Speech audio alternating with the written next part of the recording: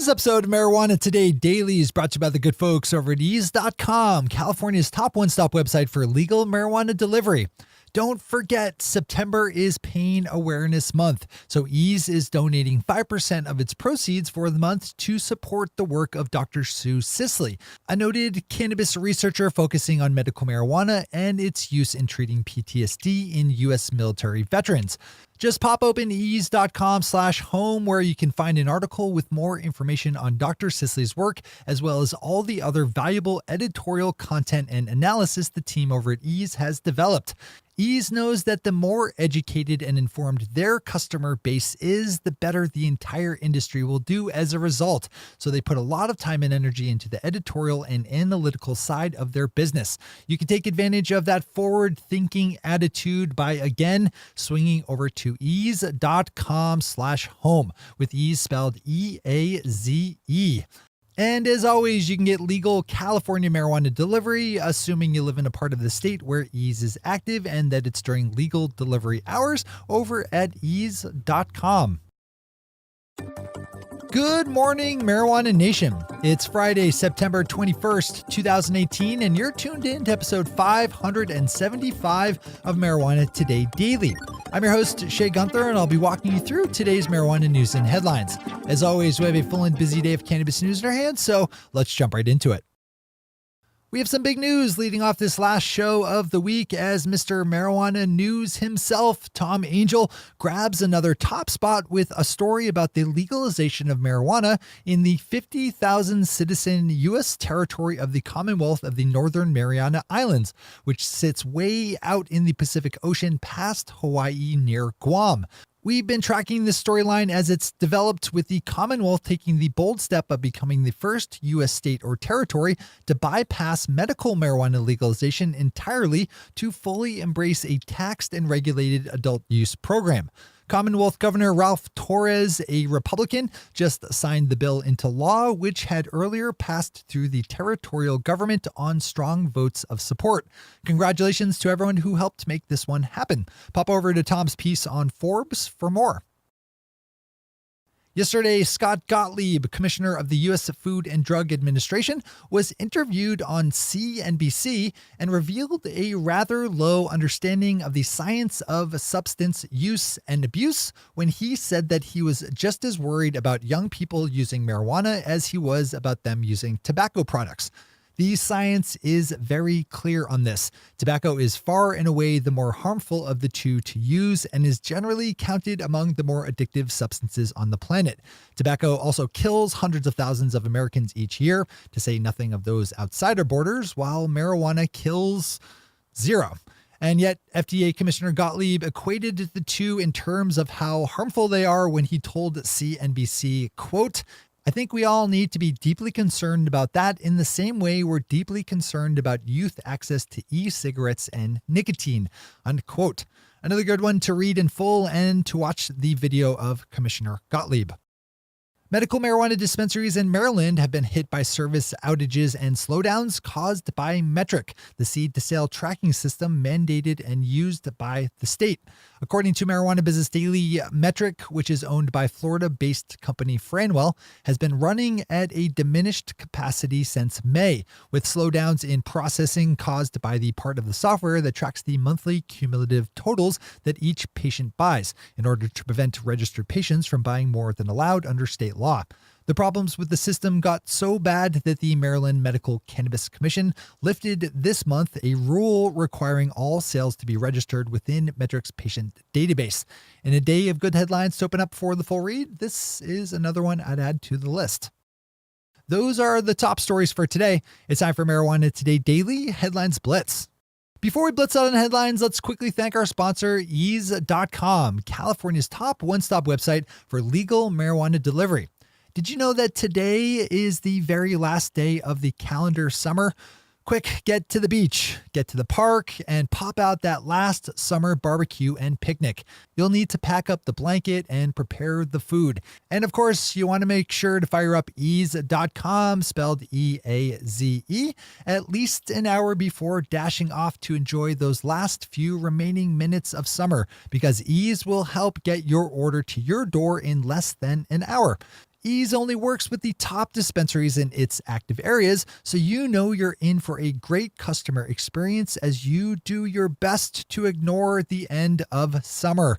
To make the most of this last day of summer, just swing over to ease.com and start browsing the wide array of properly tested, packaged, and labeled legal California marijuana products up for delivery.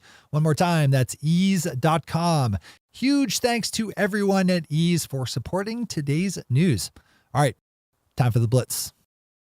Leafly is a great longer form story up looking at one of my personal industry pet peeves, the general belief that there is a hard and fast difference between so-called Sativa and Indica strains of marijuana and their purported effects.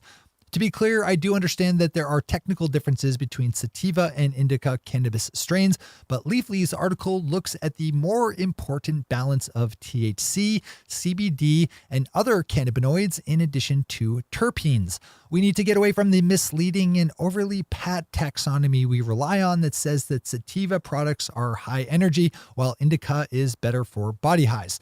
The reality of cannabis is just way more complex than that. Please give this one a read. California Governor Jerry Brown just vetoed a bill that would have allowed medical marijuana business owners to take tax deductions related to their industry work. Governor Brown cited the costs of the deductions, which were pegged at $13 million per $1 billion of retail marijuana sales, as the main reason for the veto. A photo popped up on Reddit yesterday showing a new sign that was just installed on a Canadian road leading up to the border with the United States in Quebec that has a large pot leaf with a red circled line over it, along with the words, quote, "Frontier Border Crossing," unquote. We've been tracking the storyline for a while now of Canadians being banned from entering the United States for being involved with legal marijuana or even having used it, so the advice given by the sign is pretty sound. Seed-to-sale tracking software company MJ Freeway, which has been battered around a bit over the last year or so by data hacks and losses, just announced some better news in the closing of an oversubscribed $10 million round of funding. The company, based in Colorado, saw its Series C round of funding led by Batu Capital Investments with participation by Cresco Capital Partners. Tom Angel grabs his second of three headlines today with a story about a series of public hearings starting next month in New York State over the matter of adult use legalization. The first public session will be held in New York City on October 16th and is open to anyone wanting to give their feedback on adult use cannabis. Pop over to Marijuana Moment for more details on this one if you want to attend. Marijuana Business Daily's John Schroyer picked up on an interesting story in California involving a state-licensed marijuana distribution company that appears to be the victim of a shakedown orchestrated by state highway patrol officers and the U.S. Department of Homeland Security. The cannabis distribution company Wild Rivers Transport had two of its employees detained and all of the cash they were carrying seized, estimated to be around $230,000, after a roadside stop in which agents from Homeland Security were called, due to their ability to operate outside the Rohrabacher-Blumenauer Amendment, which gives some protections to state legal marijuana companies from being harassed by agencies under the Department of Justice, which does not include Homeland Security. Give this one a read as well. Wrapping up our headlines and his three-story bookended day, Tom Angel at Marijuana Moment brings us news of a racist police chief in New Jersey being caught on tape saying all sorts of terrible things about black people, marijuana, and New Jersey Attorney General Gurbir Grewal, who is the first Sikh American to serve as a state attorney general. Bergen County Sheriff Michael Saudino was recorded blathering out a bunch of stupid racist shit and has been called upon by New Jersey Governor Phil Murphy to resign as a result. No word as of yet as to Sheriff Saudino's response. We also haven't yet seen a tweet of support for the racist cop by Dictator Trump, though I'm sure that will be forthcoming just as soon as Fox News picks up on this one. Those are the headlines and news for the day. I'll be back with you again Monday morning with another information-packed episode of Marijuana Today Daily.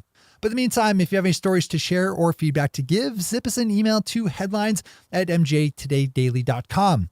And while you're clicking around the interwebs, swing over to our Twitter account at mjtodaydaily and visit our website at mjtodaydaily.com to find links to all the news we cover. Thanks to our sponsor, Ease, and to all of our awesome patron listeners for the support that makes this show possible. To join the illustrious ranks of the patron listeners yourself, swing over to our website at mjtodaydaily.com and click on that big blue button at the top of the page that says Become a Patron. I'm your host, Shay Gunther. Thanks for tuning in, starting your day with marijuana today. Today.